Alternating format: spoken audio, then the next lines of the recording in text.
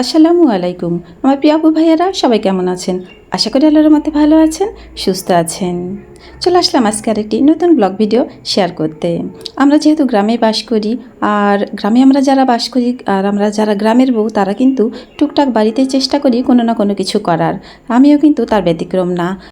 এই তো কয়েকদিন আগে আমি সিমের বীজ লাগিয়েছিলাম। সেই সিমের বীজ থেকেই কিন্তু খুব সুন্দর হয়ে সিমের গাছগুলো বের হয়েছে। আর সিমের গাছগুলো বের হওয়ার পরপরই কিন্তু খুব সহজেই ডগা ছেড়ে দেয়, আর খুব সহজেই কিন্তু লম্বা হয়ে যায়।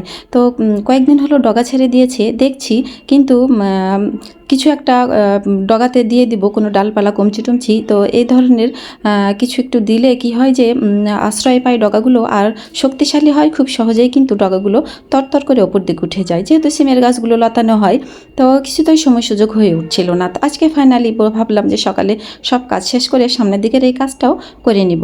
তো চলে আসলাম সামনের দিকের এই কাজটাও করতে।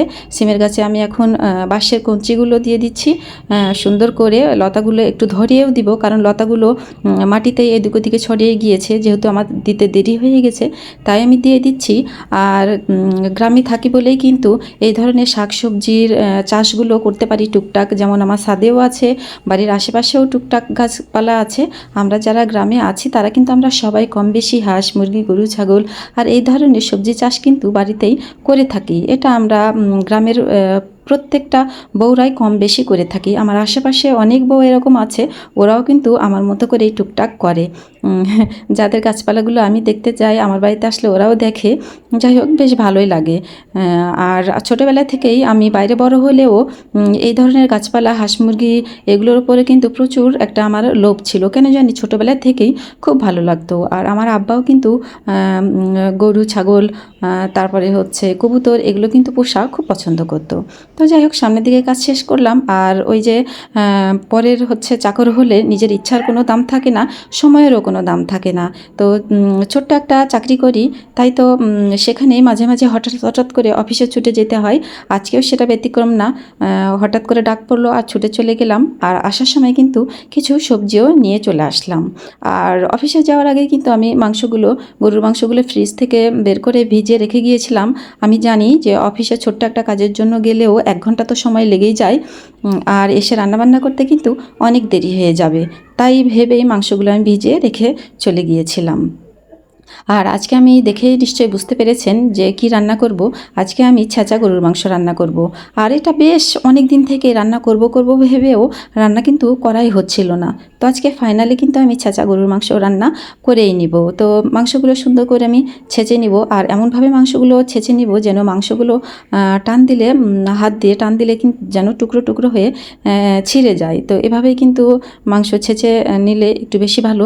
আর এই মাংসগুলো কিন্তু যে সলিড মাংস, এমনি রান্না করলে কিন্তু খেতে ভালো লাগে না। আর আমার পরিবারের সবাই কিন্তু এই সলিড শিলা মাংসগুলো খেতে একটু বিরক্ত হয়। তাই তো ভাবলাম যে এই মাংসেরই ছেঁচা মাংস ভুনা করি।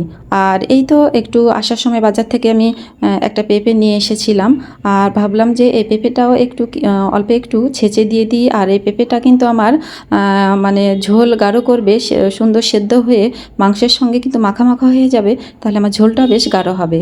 আর বাজার যেহেতু নিজেই টুকটাক করি, ওর আব্বুও করে, কিন্তু আমিও টুকটাক করি, তাই তো বাজারে গেলে শাকসবজি সব কিছুরই দাম আসলে আমি জেনে নিই। আর পেঁয়াজের দাম যে আকাশছোঁয়া হয়েছে, ওরে বাবা, পেঁয়াজ খাওয়া তো মনে হচ্ছে একদম বাদ দিয়ে দিতে হবে। তো যাই হোক, এখনও পেঁয়াজ বাদ দেয়নি, তবে পেঁয়াজ পরিমাণে খুবই কম দিচ্ছি, একেবারেই কম। আর আমি কিন্তু পেঁয়াজ ছাড়াও আলহামদুলিল্লাহ রান্নাবান্না করতে পারি, খেতেও পারি। আমার কিন্তু কোনো সমস্যা হয় না। আমি সব কিছুতেই নিজেকে মানিয়ে নিতে পারি, এই জন্য আলহামদুলিল্লাহ। আর নিজেকে যে সবসময় সব কিছুতে মানিয়ে নিতে পারে, তার জীবনে কিন্তু দুঃখ কষ্ট অত সহজেই আসতে পারে না। তো যাই হোক, দুঃখ কষ্টের কথা আর কী বলবো।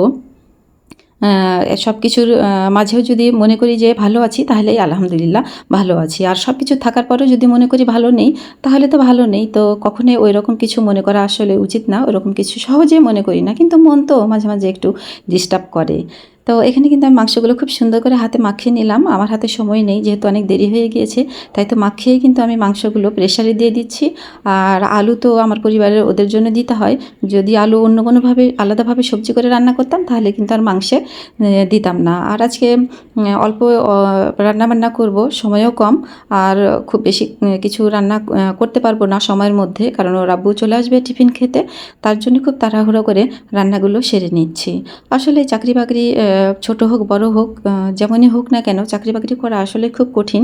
বিশেষ করে আমরা মেয়েদের, আমাদের সংসারে কাজকর্ম শেষ করো, আবার চাকরি বাকরির ঝামেলা শেষ করো, এগুলো আসলে খুবই প্যারা দেয়, খুবই কষ্ট দেয়। তো মাঝে মাঝে মনে হয় যে চাকরি বাকরি করব না, ছেড়ে দিব।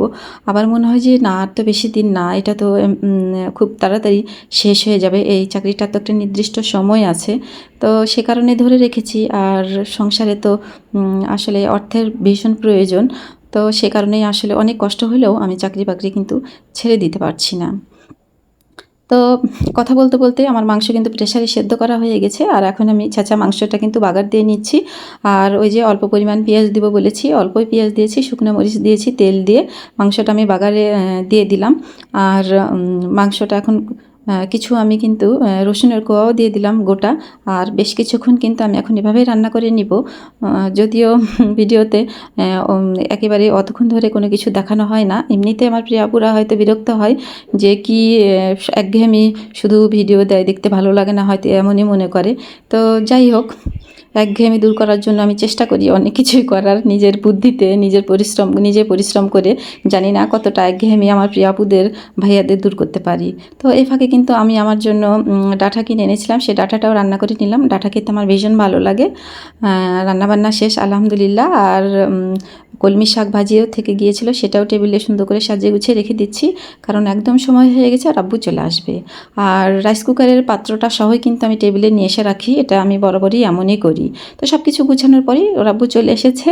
এই তো আব্বুকে খেতে দিচ্ছি, বলছে আমাকে একেবারে অল্প একটু দাও, দেখাচ্ছে হাত দিয়ে এতটুকু দাও, কারণ স্কুলে আমি এটা সেটা খেয়েছি, মিটিং ছিল, তার জন্য আর খেতে পারবো না।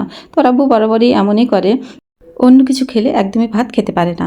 তো আমার প্রিয় আপু ভাইয়ারা, আজকে ভিডিওটা এখানেই শেষ করছি। সবাই ভালো থাকবেন, সুস্থ থাকবেন। আল্লাহ হাফেজ।